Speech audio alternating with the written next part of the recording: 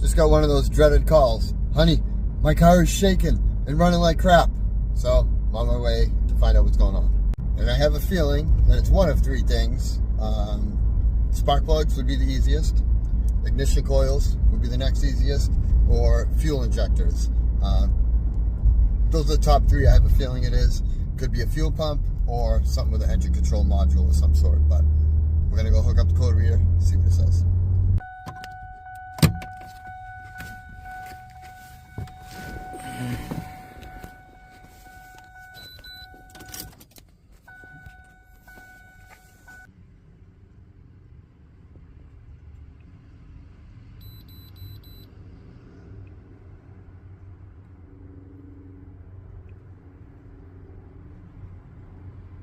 Fuel injector.